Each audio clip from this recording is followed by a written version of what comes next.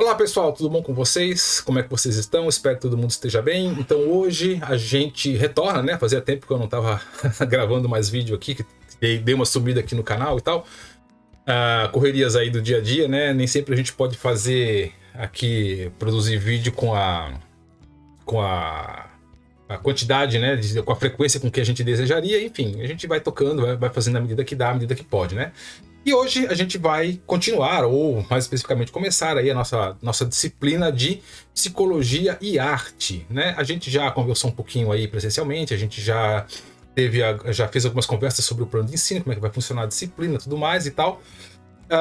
Então agora, vocês sabem, né? A gente não vai fazer toda a disciplina, tudo que a gente conversar em sala não é tudo que vai efetivamente eu vou trazer aqui para a internet. Aqui eu vou trazer só algumas coisas, alguns vídeos,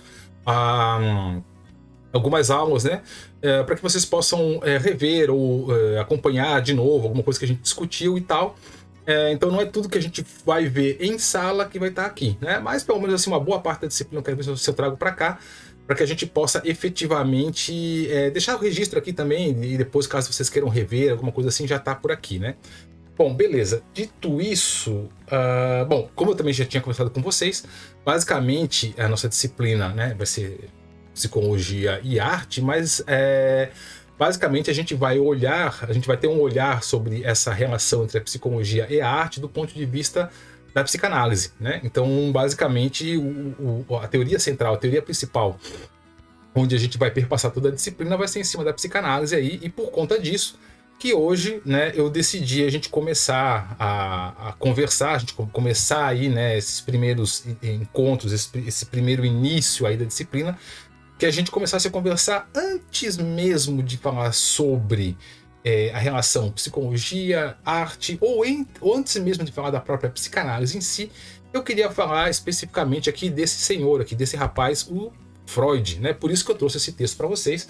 E na verdade, esse texto, né, Os Deuses de Freud, ele vem aqui desse livro aqui que eu recomendo muito, né, um livro do mesmo nome, né, Os Deuses de Freud, a coleção de arte do pai da psicanálise, da Janine Burke. Né? Não sei se a câmera está pegando aqui, eu não tenho uma imagem de volta para mim, então eu não sei como é que pega aqui, né? Mas eu acho que nessa altura aqui deve estar pegando a imagem, que é um livro que eu recomendo muito, muito, muito mesmo, assim, porque ele começa a falar, é um livro que fala não tanto da relação da psicanálise com a arte e tudo mais tal, mas ela fala especificamente da relação do Freud com a arte, né? E é por isso que eu quis começar a disciplina com esse material, com esse texto, porque a gente começa realmente a ir na base, né? No que está no começo de tudo, né? Antes da gente realmente ver teoria, alguma coisa assim, inclusive esse vídeo de hoje, essa aula de hoje aqui, né? Vocês já leram, acredito eu, que essa altura do campeonato, vocês já leram o texto, vocês devem ter visto que o texto é curtinho, é facinho, né? Ele não tem nenhum conteúdo teórico, ele, né, não tem nenhum conteúdo denso, é mais mesmo uma história, né? Ele está contando um pouco de como que inicia essa relação aí de amor, vamos dizer assim, né, do Freud com a arte. Ou mais especificamente ali nesse texto que vai estar falando muito de antiguidades, né? A relação do Freud com a antiguidade. Mas assim, então ele é um texto que vai falar um pouco mais sobre isso que está na base da teoria psicanalítica, que é a vida do próprio Freud. Você já deve ter estudado em psicanálise, né? Os que já fizeram psicanálise aí, né? Que quando a gente vai falar de psicanálise, não tem como a gente falar da psicanálise sem falar do Freud. Muito da vida do Freud está ali projetado, né? Vamos usar esse termo, na teoria dele. E no caso aqui, né, como a própria Burke ela vai estar colocando, né, boa parte do que a gente vai ver dentro da teoria freudiana, a gente já sabe disso, né, mas ela vai vir muito dessa relação próxima ou desse gosto estético que o Freud tinha, né, e dessa aproximação que o Freud tinha com as obras de arte, né? Então, de novo, quem quiser, eu recomendo. É um livro muito interessante, tá? Aqui tem muitas imagens, coisa que eu acho bem legal. Cadê aqui?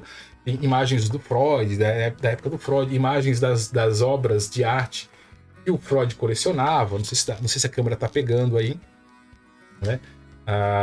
Deixa eu ver aqui, né? As obras egípcias, né? E gregas. Tem uma bem bonita aqui aqui, a Ísis com Horus, aqui, ó, né? Uma estatuazinha que o Freud tinha, uma antiguidade que o Freud tinha. Aqui do lado o Cupido, né? O Eros, né? Enfim. Então, assim, é legal esse texto, porque ele vai realmente, como a gente vai conversar hoje, não sobre arte, não sobre psicanálise, não sobre psicologia, hoje a gente vai conversar sobre Freud. Como que essa coisa chamada arte, ela vai entrar na vida do Freud, não vai entrar não, né, porque aí que já vamos falar do Freud adulto, né, mas como que essa arte, ela vai impactar aí, né, o Freud, e como que isso vai contribuir para a construção teórica dele, tá? Antes que eu me esqueça, até por causa do tempo, né, eu vou... Esse é curtinho, vocês viram, rapidinho, não tem nem muito o que falar aqui, né, muito o que explicar, é mais contar a história mesmo, né, então não tem o que ficar aqui destrinchando, eu vou me passar os slides aqui e comentar só um pouquinho em cima deles, mas de qualquer modo eu vou dividir esse vídeo em duas partes, tá? Que é para o vídeo não ficar muito longo. Então, assim, já para não ficar muito longo, já vamos começar logo aqui e pronto, né? Então eu vou fazer uma primeira parte aqui, vou dar uma pausa e aí eu faço um segundo vídeo depois, aí provavelmente na próxima semana, eu vou tentar lançar uma cada semana, né? Vamos ver se sai assim, tá bom? Então, pra gente efetivamente não se alongar muito, eu sempre digo que não vou me alongar e já tô aqui, né? Vamos pro texto então, e vamos ver como é que ele... Vamos direto ao ponto, né? Bom, então aqui a Burke ela vai iniciar o texto aí falando, né, que o Freud ele vai se alegar como um leigo em arte, ele vai dizer, não, eu não tenho eu tenho algumas obras, algumas peças aí e tal, mas eu não sou nenhum especialista em arte, não sou nenhum estudioso em arte, eu sou apenas um leigo, apenas um admirador, né? A gente sabe que ele podia se considerar um leigo, né? Mas a última coisa que o Freud realmente era uma pessoa que não tinha experiência, ou que não tinha conhecimento, vamos dizer assim, culto, e especificamente mesmo no mundo da arte aí, né? E aí, ela começa com essa própria citação do Freud, de se alegando como um leigo, né? Mas o que a gente vai ver é como ela vai colocar ali no texto, né, que Freud ele não estava sozinho quando entrou no mar dos sonhos, que ela vai começar a falar ali, né, de como Freud ele vai ter esse, não vou dizer contato, mas eu vou dizer assim, essa busca mais intensa pelas obras de arte, ou pelas antiguidades e obras de arte, no momento que ele estava começando a escrever a interpretação dos sonhos, né? Então o que ela vai colocar aqui, ó, Freud não estava sozinho quando entrou no mar dos sonhos, né? No mar de decifrar os sonhos. Seus companheiros eram os deuses do Egito, da Grécia e de Roma, né? Principalmente, a gente conhecendo o Freud, ele tinha uma grande atração por Roma, né? Egito também, né? Mas ele tinha uma grande predileção aí por Roma. E aí só eu trouxe essa foto aqui, né, de Freud já velho aqui, né, aqui já estava em Londres, né, pela foto aqui já estava morando em Londres, já um senhor, né, já um ancião, e a gente pode ver aqui na escrivaninha dele aqui a quantidade, não sei se vocês estão pegando, acho que o mouse dá para ver aí, né, a quantidade aqui de peças, né, peças de antiguidade, né, que ele mantinha ali, ó, né, no gabinete dele, na mesa dele, né. Então esse contato direto com essas imagens, com o significado delas, com o conteúdo delas, tanto psíquico, tanto histórico, tanto estético, tanto como, né, cultural, artístico, tudo isso estava o tempo todo ali, ó, fomentando a mente, né, do pai da psicanálise, e não é à toa que e a Burke ela vai colocar isso, né, não é à toa que muita coisa sai, né, da produção freudiana, porque ele também estava constantemente exposto a isso aqui, ó. Eu vou mostrar algumas fotos depois mais pra frente para vocês do escritório dentro do gabinete dele, e vocês vão entender melhor o que eu tô falando, eu não quero adiantar aqui agora. Então, como é que a Burke vai começar o texto? Ela vai dizer, olha, o Freud não estava sozinho, né? Quando ele começa essa viagem, essa jornada dele por decifrar os sonhos, especificamente, porque aí foi na época quem estava escrevendo a interpretação dos sonhos, mas poderia dizer essa jornada de decifrar, né, o psiquismo humano, decifrar aí o inconsciente, ele não estava sozinho, ele estava acompanhado aqui, ó, né, por dezenas de obras de arte, né? Dezenas de deuses, dezenas de figuras, né? Entidades, podemos dizer, esse termo, né? Que colaboraram, que corroboraram com a construção da teoria dele. Então vamos lá. Então, enquanto escrevia a interpretação de sonhos, né, Freud tornou-se um colecionador de arte, desenvolvendo uma obsessão por antiguidades, reunindo um acervo de, vou até marcar aqui, ó, de mais de 2.000. Então ele tinha mais de 2.000 obras, né?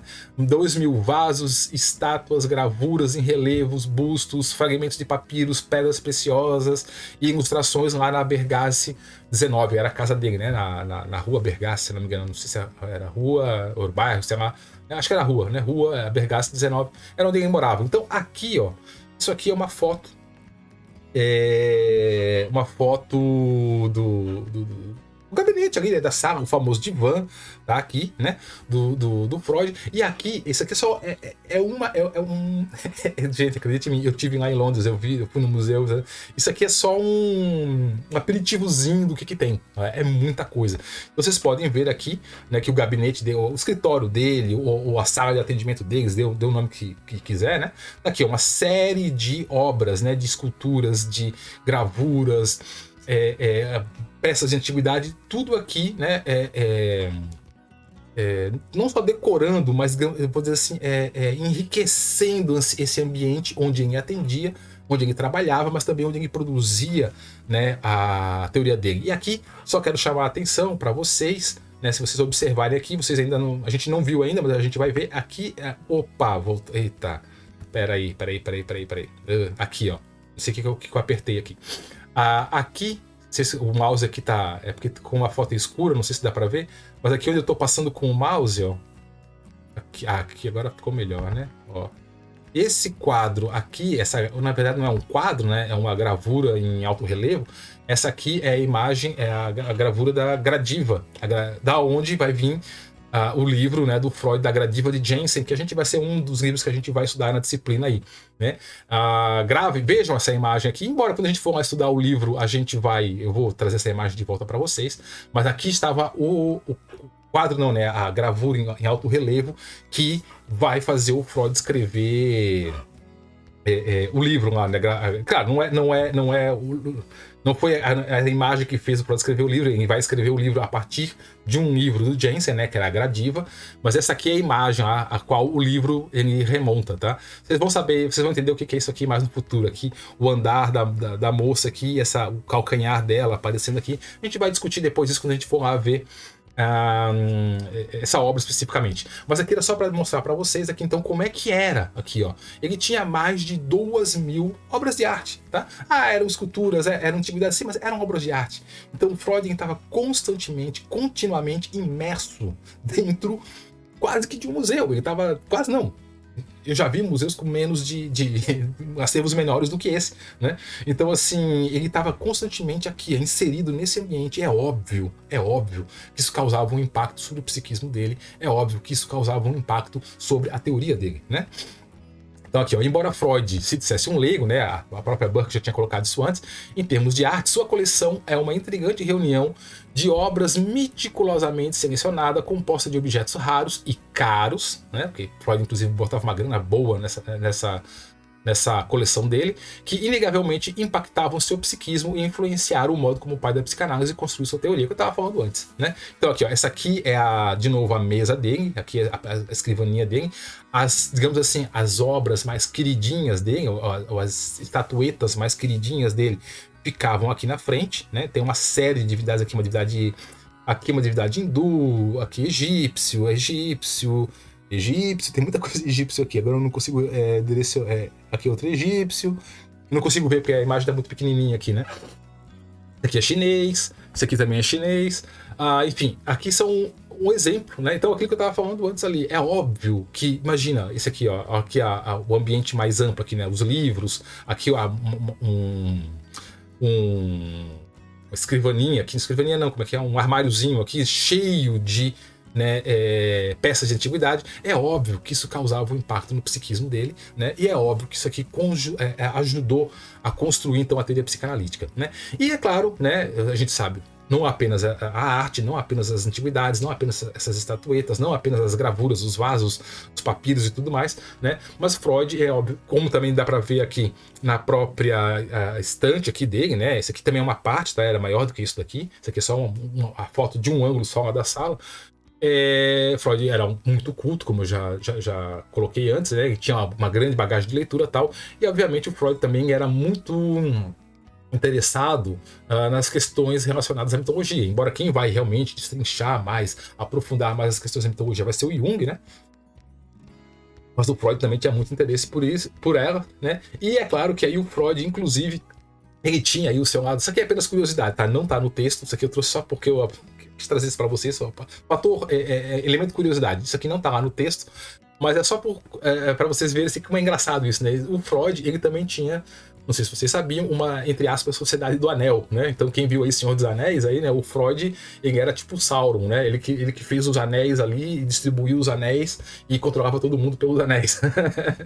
É meio piada, mas assim, eu sei lá se não tem um fundo de verdade nisso, né? Bom, o Freud, isso aqui é verdade, tá? Ele tinha uma Sociedade do Anel, do Anel, né? Não sei se vocês sabem, mas ele tinha um grupo lá que era um grupo mais próximo deles, psicanalistas, que a gente chamava da Sociedade da Quarta-feira.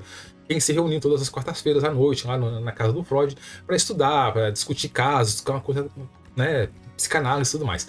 Bom, isso por si só já era um grupo seleto, né? Então as pessoas que participavam aí desse grupo da quarta-feira não era qualquer um.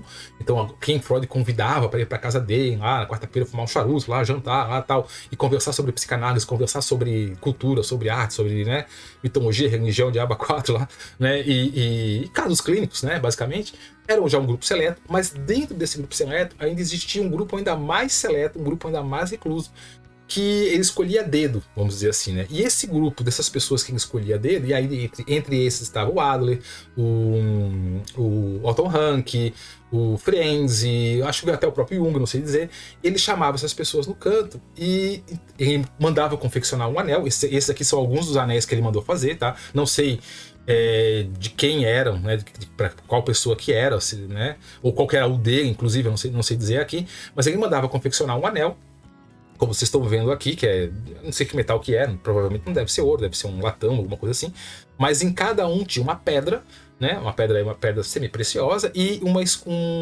esculpido um motivo mítico, né, de uma divindade grega ou alguma cena romana, alguma coisa assim, né? E ele entregava esse anel para essa pessoa, digamos assim, desse círculo mais íntimo dele, e como uma espécie de confiança a mais nessa pessoa. Então existia uma pequena sociedade dentro da sociedade, né, do grupo da quarta-feira, que ele selecionava, que escolhia como aquelas pessoas de alta confiança dele, como aquelas pessoas mais próximas mesmo a ele, a qual ele efetivamente, né, ia compartilhar coisas mais íntimas, né?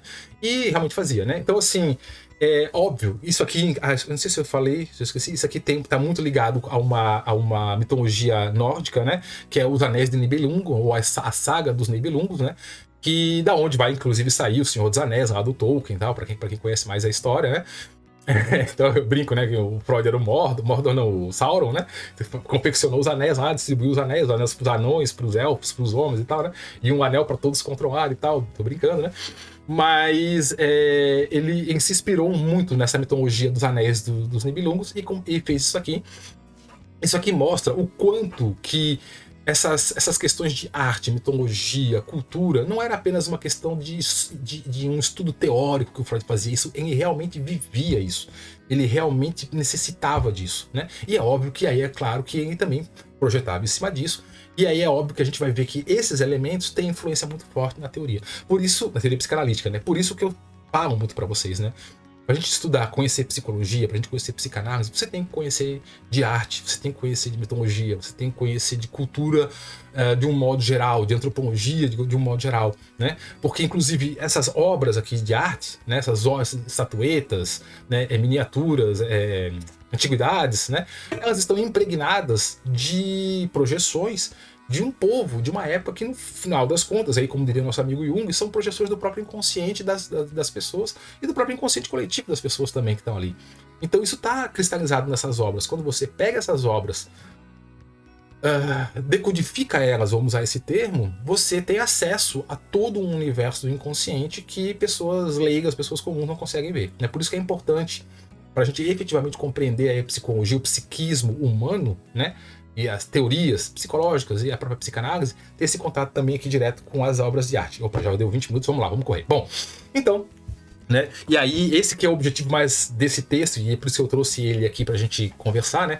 Como a própria Burke, ela vai colocar aqui na obra dela, né? A famosa imagem do Freud como um homem austero, distante, hostil, né? É contestada por essa coleção que revela uma personalidade bem diferente, né? Então aquela ideia que a gente tem do Freud, o cara, um velho rabugento, com aquele charuto, uma sempre ranzinza, sempre, né, reclamando de tudo, puto da vida porque foi traído pelos outros e tal. Essa é a imagem que a gente sempre tem do Freud, né? Ou pelo menos assim, de modo geral, que se passa do Freud.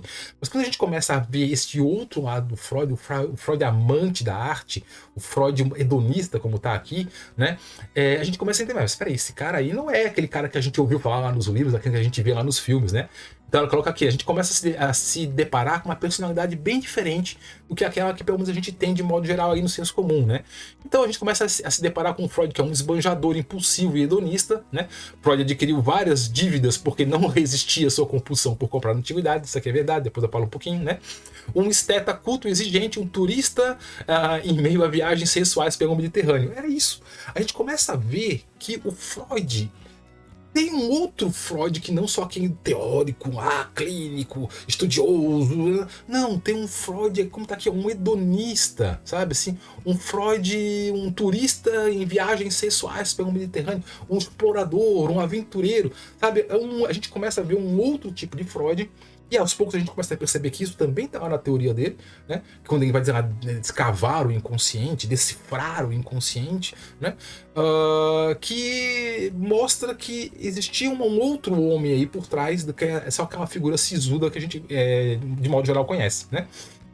Então aqui a coleção de Freud oferece múltiplas leituras, né? Então quando a gente observa, a gente tem contato com a coleção do Freud, foi o que eu falei, eu tive a chance de ir para Londres e eu tive lá na casa do Freud lá e vi a coleção dele, realmente impacta, tá? Então assim, quando a gente começa a ver essas obras que o Freud, né, essas esculturas, vamos chamar de obras, tá? Obras de arte que o Freud tinha, isso a gente faz várias, realmente múltiplas leituras sobre isso, por isso que inclusive eu fiz questão de trazer esse livro, porque quando eu li isso aqui, exatamente foi o que eu senti lá, quando eu vi aquele monte de estatueta lá, é exatamente isso aqui que a gente sente. Então qual é a leitura que a gente vê? Né? Que é uma encarnação de suas teorias, uma celebração e investigação das culturas antigas, um exercício de estética, uma busca da excelência, uma lembrança de viagens reais e imaginárias, né? Um catálogo de desejos e um autorretrato. Eu diria mais do que tudo, um autorretrato, tá? Porque quando a gente realmente entra lá e vê aquele conjunto de obras que o Freud tinha, né, aquele conjunto de peças, a gente começa a olhar e diz, cara, esse homem, né, é bem diferente do que aquele que eu li nos textos falando sobre o Freud. Então, como é que isso começa, né? Que a Burke lá vai começar, vai dizer, né? Bom, tudo isso vai começar, né? Quando Freud ele vai comprar a sua primeira obra de arte. Veja, não é que ele vai ter o primeiro contato, não. Ele já era, né? A gente só conhece a história, quem já leu a história do Freud sabe desde pequeno lá. Ele já era fascinado por Roma, ele já era fascinado pelo Édipo, ele já tinha lá algumas relações com a arte de modo geral, né? Mas ele vai adquirir, realmente comprar a sua primeira obra de arte aqui, ó, em 1896, pouco depois da morte do seu pai, o Jacob, né? O Jacob Freud. Né? Então, para quem não conhece, para quem nunca viu, esse aqui é o senhor Jacob, né? O Jacob, né? Que aqui é o Freud menininho, né? O Freud pequenininho, aqui o pai dele ainda quando era mais novo, né? E aqui o pai dele já como velho, né? Quem conhece aí um pouco da teoria psicanalítica sabe também que o Freud ele tinha uma relação aí um pouco conflituosa, vamos dizer assim, com o pai dele, né? Enfim, eu não vou entrar aqui, não vou entrar aqui em detalhes sobre a relação com o pai, mas assim, boa parte da teoria do Édipo aí também o Freud vai construir fazendo a sua própria autoanálise, né? Então a gente sabe que o Freud ele tinha ali uma questão com o pai, principalmente quando o pai dele morre, isso causa um impacto forte no Freud, né? Porque ele vai interpretar isso como a realização de um desejo, que no caso seria o desejo dele, que o pai morresse, né? E quando isso efetivamente se realiza, quando o pai dele realmente morre, óbvio que isso vai causar um impacto nele. Então, entre aspas, curioso, vamos dizer assim, que o Freud ele vai começar a adquirir arte ou a buscar a arte pouco tempo depois da morte do pai, né? Essa é a lebre, vamos dizer assim, que a Jacob, que a Burke ela coloca aqui no texto dela, né? Então ela vai colocar ali, isso aqui é o Ex Libris, né? A contracapa do primeiro livro da interpretação dos sonhos. Aqui está uma representação do Édipo, né? Tá aqui a esfinge, aqui o Édipo, e aqui Decifra-me, eu te devoro em grego, né? Que foi a primeira contracapa, o Ex Libris ali da primeira edição da interpretação dos sonhos, né? Então ela vai colocar lá, né, que a interpretação de sonhos foi o resultado de um profundo e doloroso processo de autoanálise, né, a gente sabe, que se tornou a pedra angular da construção, para a construção do restante da vida do Freud. O luto e a arte foram cruciais nessa transição. O luto da morte do pai e a arte, esse contato contínuo que o Freud tinha, essa obsessão que o Freud desenvolveu por adquirir e contemplar obras de arte, foram fundamentais aí para essa transição aí, né? Será que, aí ela vai colocar, né, o questionamento que a Burke vai fazer, né? Será que a obsessão para a aquisição de obras de arte poderia ser algum tipo de deslocamento, se convertendo em uma compulsão destinada a abafar a culpa sentida pela realização de um desejo? Que era aquilo que eu tinha colocado um pouquinho antes ali, né? Nunca saberemos, né? Nunca saberemos. O Freud não escreveu sobre isso, ele não falou sobre isso, ninguém sabe, mas realmente é uma coisa que a gente pode até conjecturar, né? Essa obsessão, essa compulsão que o Freud vai desenvolver por adquirir, por comprar obras de arte. Será que isso daí, na verdade, no fundo, não era para compensar a minha culpa que ele vai sentir pela realização do desejo da morte do pai dele? Nunca saberemos. Mas se for, que bom para nós, né? Que a gente usufrui daí da produção dele, né? Bom, então os pacientes do Freud se surpreendiam quando eram conduzidos ao seu consultório e muitas vezes se sentiam como se estivessem sendo conduzidos para um gabinete de um arqueólogo. Então aqui é um exemplo, aqui é uma das cenas do filme... esqueci agora qual é o nome desse filme aqui. Esqueci agora o nome do filme. Mas é um filme que fala sobre o Freud e aqui realmente foram filmaram lá em Viena, né? Esse aqui é lá em Viena. O escritório do Freud aqui, né? Então isso aqui, quando a pessoa entrava no gabinete do Freud, né, ela se deparava, vão lá me tratar com um médico, né? Vão lá conversar com um médico. Quando a pessoa entrava e via isso aqui, a pessoa dizia, peraí, eu vim conversar com um médico ou com um arqueólogo aqui? Né? Eu vim me tratar com um neurologista aqui ou eu acabei conversando com um Indiana Jones aqui, entendeu? Então as pessoas se impactavam com aquilo. Quando elas olhavam aquilo, elas ficavam impactadas, né? E é óbvio, e como eu vou colocar aqui, né, que esse impacto que isso aqui causava, né, também facilitava, favorecia o tratamento, né? Então aqui, ó, era um ambiente, em um ambiente assim, talvez fosse bem mais fácil realizar a associação livre, né? Com certeza o consultório de Freud facilitava essa prática e era bem diferente de muitos consultórios de psicanalistas contemporâneos, onde as neutras paredes beges facilitam a realização de análises antissépticas. Isso aqui eu quero frisar com vocês. Vocês no momento que estão fazendo essa disciplina ainda são muito jovens ainda, né? São muito crus aí na psicologia, provavelmente, né, geralmente eu dou essa disciplina no começo do curso, eu nunca dou mais pro final, né? Vocês ainda não atenderam ninguém, vocês ainda não tiveram nenhuma disciplina de prática clínica, nada, tudo mais. Mas vocês, com o tempo, futuramente, vocês vão... Até essa é uma das razões pelas quais eu tô gravando esses vídeos, que é para vocês futuramente poderem rever, né? Futuramente vocês vão ver isso, né? Principalmente aí no campo da psicanálise, né? Muitas vezes a busca pela neutralidade, né, científica, ela acaba fazendo com que a terapia ela fique aqui, ó, antisséptica, sabe? Se ela fique limpinha demais, vamos dizer assim. E tudo bem, método, técnica, enfim, não quero discutir isso aqui agora, não é o ponto. Mas quando você entrava, quando você... Né, eu não fui paciente do Freud, mas eu fico imaginando a cena, como, né, tá aqui nessa imagem aqui, né? De uma pessoa entrando no consultório do Freud e se deparando com isso tudo aqui. Meu amigo, com certeza devia ser muito fácil você fazer associação livre, né? Porque quem não teve psicanálise ainda não sabe ainda que tem associação livre, futuramente vocês vão estudar, vocês vão entender, tá? Porque assim, atualmente quando você vai no consultório de psicanálise, você deita lá no divã e olha pra parede, a parede no máximo tem lá um quadrinho lá de um girassol lá, tal, assim. Ok, é um vazio, realmente é uma tela em branco, né? Tudo bem, para você se projetar. Ok, eu concordo, até tudo bem. Mas quando você tá deitado num lugar e tem todo esse universo aqui de possibilidades para ficar, inclusive, te estimulando, né?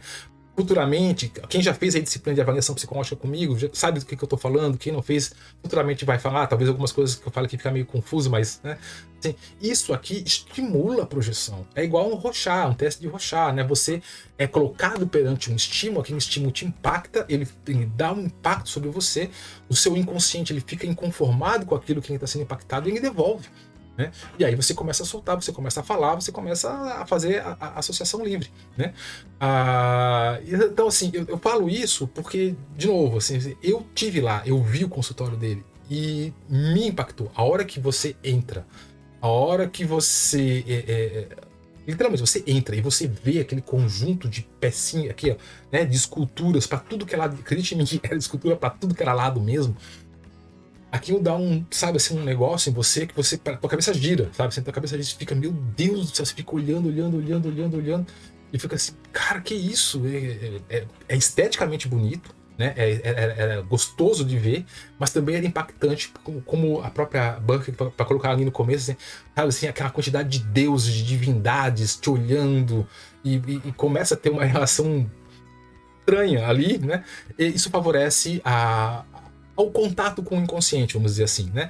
Bom, vamos lá, já deu meia hora, vamos lá. Então, assim, deu para entender o que a Burke está querendo dizer aqui, né? Quando as pessoas entravam no gabinete do Freud, elas achavam não, né? Tinha a sensação de que estava entrando no gabinete de um arqueólogo, e é óbvio que isso causava um impacto no inconsciente das pessoas e facilitava em muito aí a questão do próprio da projeção e da associação livre. Aqui também, para quem não conhece, para quem nunca viu, é o famoso divã do Freud, né? Então isso aqui é de Londres, tá?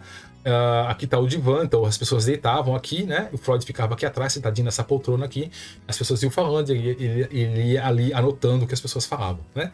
E aí, só pra gente fechar aqui esse vídeo, já tá na hora, né? Só pra fechar mesmo, depois já parto pro vídeo 2, onde a gente vai complementar outras coisas aí, mas para fechar, então aqui uma citação aqui, né, que a Burke traz da Hilda Dolittle, essa senhora aqui, eu não conheço, sinceramente. Quem vai falar assim, a Hilda Dolittle, né, uma conhecida poetisa, comentou: não consigo falar, e realmente o impacto é esse. Eu posso estar meio repetitivo aqui, falando isso para vocês, tá? Talvez até meio chato, mas é porque realmente impacta mesmo, tá? Não consigo, isso aqui foi uma frase que a Hilda falou, né? Não consigo falar, olho em volta da sala, sou amante de arte grega e passo automaticamente a inventariar os conteúdos da sala. Objetos adoráveis e de valor inestimável sobre as prateleiras à direita e à esquerda. Eu estava pronta a encontrar o velho homem do mar, mas ninguém me falara sobre os tesouros que ele resgatara das profundezas do oceano. Então, assim, esse impacto que a Hilda, que, cara, é uma poetisa, né? Ela também vai falar aí com um tom poético, né? O que ela vai expressar aí, né? Mas o que ela vai colocar aí é exatamente aquilo que a gente pode ver aqui, né? Aqui, né? Nessa sensação que a gente tem quando a gente efetivamente entrava lá no consultório do Freud e via todo esse repertório. Então, né, só pra gente também fechar aqui, para não adiantar muita hora, isso também fica como uma dica para vocês, tá? Amanhã depois, no consultório de vocês, na casa de vocês, eu tenho aqui, tá aí atrás ali, eu não vou... Aqui, não sei se a câmera tá pegando ali algumas imagens ali e tal, né? Atena, Bastet, Nossa Senhora, Shiva ali, né? Então, assim, essas imagens, você tem um contato direto, contínuo, melhor dizendo, né? Com essas imagens, com esses símbolos, isso favorece com que efetivamente alguns elementos do teu inconsciente também comecem a se manifestar, comecem a vir à tona e facilitar o processo, muitas vezes, de um autoconhecimento, de uma busca aí de você mesmo, tá? Então, amanhã depois, né? Eu sei, claro, cada um vai ter aí a sua teoria, as suas técnicas e tudo mais, né? Enfim, né? Não quero também misturar coisas, mas é interessante, né? Nem que seja por uma questão estética, nem que seja por uma questão de embelezamento do seu consultório amanhã depois, né? Do ambiente onde você vai trabalhar, ter obras de arte, ter contato mais contínuo com a obra de arte favorece. Nem que seja nem que seja essa questão do próprio contato com o inconsciente, mas favorece um prazer estético, um prazer sensual que vai fazer com que a pessoa se sinta com maior acolhimento ali no ambiente onde ela vai efetivamente se abrir, né, e falar da sua vida. Certo, gente? Então, para não adiantar muito, vou fechando por aqui, então. Termino o vídeo agora e aí daqui a pouquinho não, né? Na próxima semana ou no próximo vídeo eu retomo essa discussão aqui e continuo com vocês aí no texto da Janine Burke, né? Sobre os deuses de Freud, tá ok? Então um abraço para todo mundo, anotem as dúvidas aí, quando a gente tiver o nosso encontro físico, presencial aí, a gente conversa mais e tira as dúvidas, tá bom? Um abraço para todo mundo, até mais e tchau!